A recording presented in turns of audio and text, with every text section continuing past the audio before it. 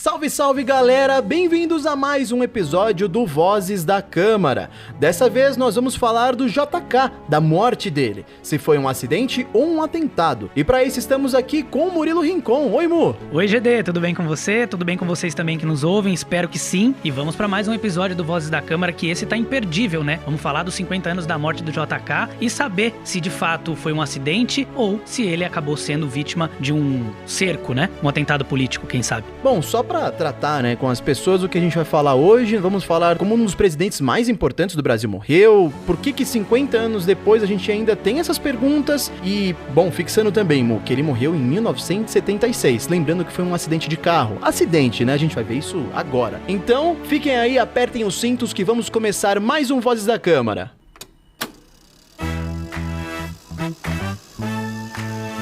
Vozes da Câmara.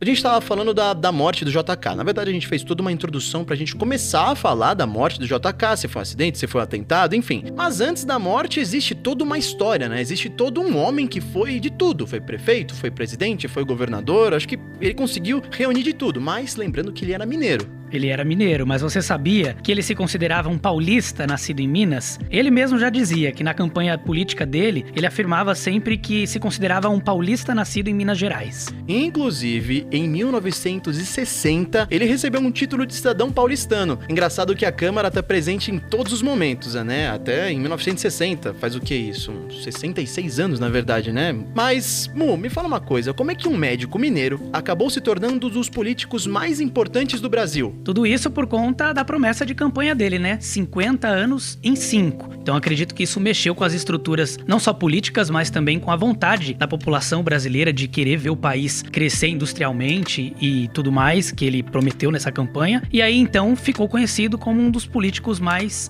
famosos da época. Relevantes assim, também, relevantes, né? Da época. E eu acho que, só vou pedir licença aqui para os nossos ouvintes, pra gente ler aqui uma paradinha. Bom, basicamente ele queria mudar o que no Brasil? Acelerar a industrialização, expandir a infraestrutura, integrar as regiões do país e construir uma nova capital. Inclusive ele conseguiu. Bom, não sei se você já foi pra Brasília, mas inclusive lá eles dividem em asas, né? Porque Brasília é construída, na verdade, como um avião. Tem asa sul e asa norte, se não me engano. E Brasília foi construída e inaugurada no governo dele. Pois é, eu nunca fui pra lá, mas está no meu caderninho aí de anotações.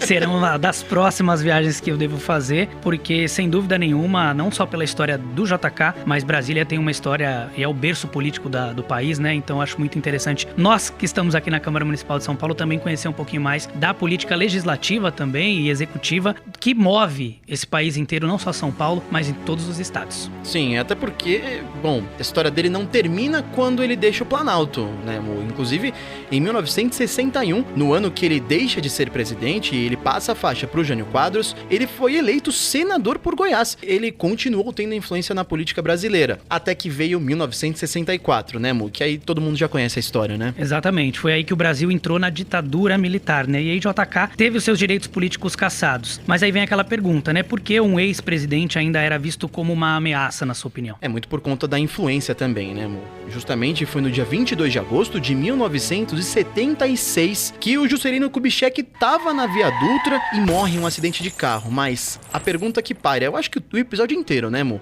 Foi realmente um acidente? Essa é a pergunta que atravessou décadas e ainda vai seguir repercutindo, né? A gente, claro, ainda vai citar aqui um trabalho que foi feito minuciosamente pela Câmara Municipal, numa comissão especial para tratar desse assunto, mas por conta dessa questão da relevância dele naquele momento atual, ditadura, e por ele ser, apesar de senador, né, um dos políticos mais influentes, porque ainda assim ele participava dos assuntos ligados, né, à presidência da República, ele tinha os holofotes voltados para ele. Então por isso paira essa dúvida, realmente foi um acidente ou acabaram criando isso para desviar um possível acerto político naquela época? Sim. A gente estava observando aqui, antes de começar o episódio, poucos presidentes eles tiveram outros cargos políticos que não fossem presidentes depois que eles saíram da presidência. Como a gente viu o Kubitschek sendo senador depois de ser presidente e no mandato seguinte, né? Porque ele termina em 61 e em 61 ele já é eleito senador. E você estava falando, Mo, da Comissão da Verdade aqui da Câmara. E ela é um dos principais temas, assim, que a Câmara tratou, que foi entre 2013 e 2014, em que a Câmara Municipal investigou a morte do JK. Mas o que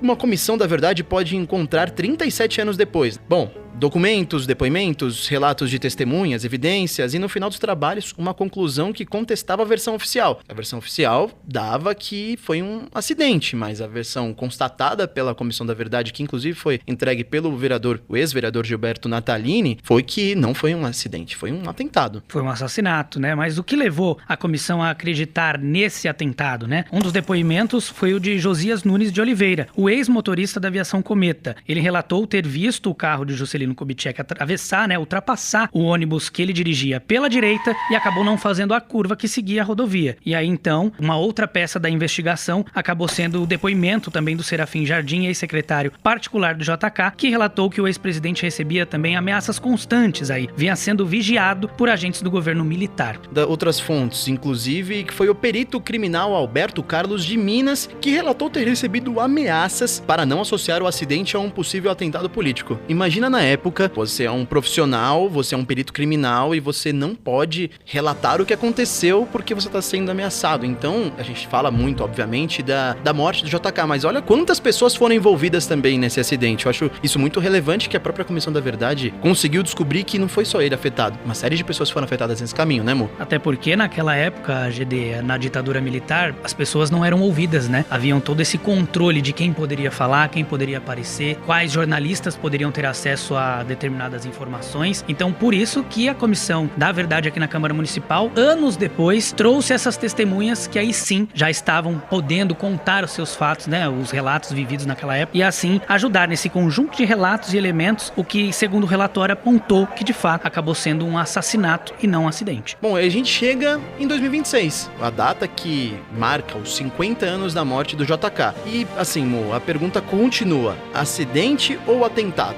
Na segunda-feira, a Câmara Municipal voltou, então, nessa história, né? Voltou a reunir a história e da memória também, do debate, em um evento sobre Juscelino Kubitschek aqui na casa. Uma forma de relembrar essa trajetória de um dos principais presidentes da história do Brasil e também alertar sobre essas investigações e as circunstâncias de fato da morte dele. Sim, Mo, inclusive a gente, aqui na Rede Câmara, nós soltamos também um documentário, não é, sobre o JK, que eu acredito já estar disponível nas plataformas para quem quiser ouvir, quem quiser prestigiar, entender como foi, porque a gente está fazendo um resumo, né? Nós estamos falando um resumo aqui do que aconteceu, mas nesse documentário tem tudo relatado de forma explicada e eu acho que vale muito a pena os nossos ouvintes entenderem profundamente como foi a morte dele. Ah, com certeza. Tem os relatos das testemunhas, tem uma possível reconstituição do que de fato aconteceu naquele acidente, que prova que de fato o carro não chegou nem a encostar no ônibus que era dirigido por uma das testemunhas que foi acusada por anos, né, desse acidente que provocou a morte dele. E é um documentário muito rico nessa parte para você de fato entender o que aconteceu naquela época em que a ditadura militar pairava sobre nós e que a gente não tinha tanto acesso às informações que de fato aconteceram. Um material que demorou cerca aí de 2 meses para ser construído entre produção e edição final, né, para que os nossos ouvintes possam admirar depois e entender um pouco mais dessa história, mas esse documentário já está disponível, viu? Também nos agregadores audiovisuais, como o nosso popular YouTube, da Rede Câmara São Paulo. É só seguir lá,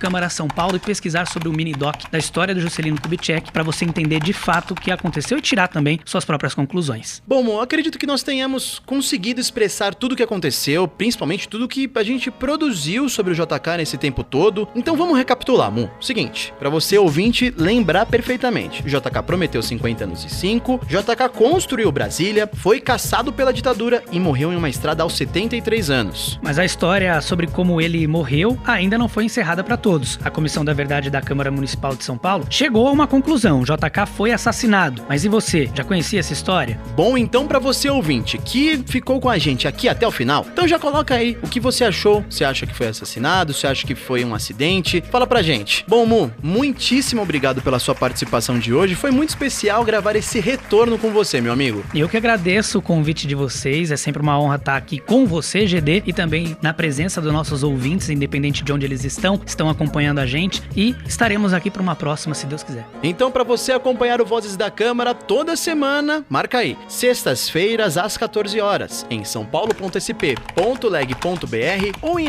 @Câmara São Paulo em todas as nossas redes sociais. Você descobre sobre isso e sobre mais coisas da Rede Câmara São Paulo. Rede Câmara São Paulo, sua conexão com a política da cidade.